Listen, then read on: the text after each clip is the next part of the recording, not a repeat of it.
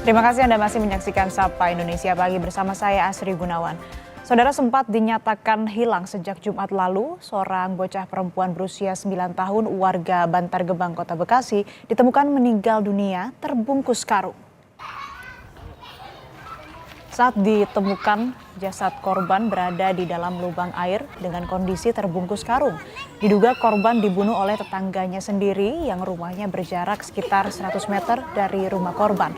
Sebelum ditemukan tewas, orang tua dan warga sempat melakukan pencarian di sekitar lingkungan rumah dan melalui media sosial. Saat melakukan pencarian, warga sempat mencurigai salah satu rumah warga.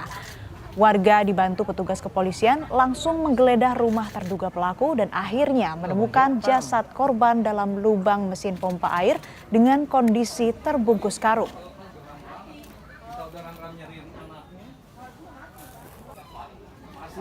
Usai menangkap terduga pelaku, polisi melakukan olah TKP lanjutan dengan membongkar coran semen baru yang berada di dalam rumah pelaku untuk memastikan apakah ada korban lain.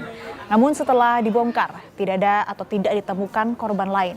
Polisi kini tengah mendalami motif pelaku. Ya, dari hasil pengamatan diduga ada satu titik yang kami lihat secara fisik itu ada lokasi tempat semen yang masih baru. Maka di satu titik lokasi tersebut sudah kami lakukan penggalian sedalam hampir 1 meter, namun tidak ditemukan adanya korban lainnya lagi. Usai diotopsi di Rumah Sakit Polri Kramat Jati, Jakarta Timur, bocah perempuan yang ditemukan tewas di lubang mesin pompa air dimakamkan. Keluarga pun meminta pelaku untuk dihukum seberat-beratnya. Sebelum dimakamkan, korban GH disemayamkan di rumah duka dan disolatkan. Diiringi keluarga dan warga, korban dimakamkan di TPU Asem yang tidak jauh dari rumah korban.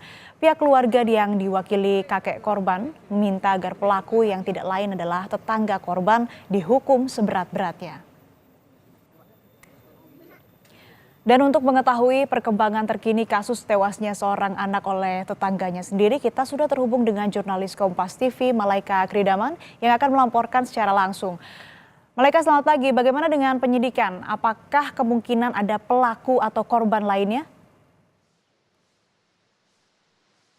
Ya, sampai dengan saat ini pihak kepolisian masih melakukan penyelidikan. Namun dari penyelidikan yang kemarin, polisi hanya menemukan satu korban setelah melakukan penyelidikan dan juga penggeledahan di sekitar rumah terduga pelaku. Dan untuk pelaku, polisi baru menemukan satu pelaku yang adalah pria berusia 61 tahun bernama Didi yang dilihat oleh warga sekitar sering komunikasi ataupun berinteraksi dengan korban, karena korban diduga sering bermain bersama teman-teman sebayanya di sekitaran rumah terduga pelaku, dan juga warga sekitar sempat mencurigai terduga pelaku karena memang terakhir korban ditemukan adalah di sekitaran rumah dari terduga pelaku. Asri. Ya, memang sampai saat ini pelaku baru satu, kemudian kemarin juga dikonfirmasi bahwa tidak ada korban lain. Lalu terkait dengan motif, apakah sudah ada informasi yang Anda peroleh?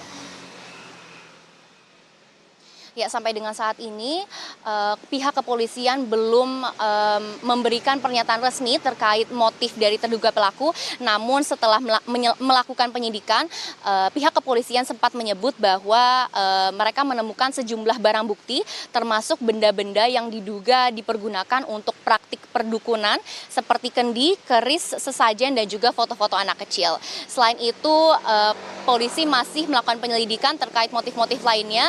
Namun sampai dengan saat ini polisi baru menemukan motif-motif tersebut dan belum memberikan pernyataan resmi terkait motif utama dan juga alasan mengapa terduga pelaku diduga melakukan pembunuhan kepada anak berinisial GH.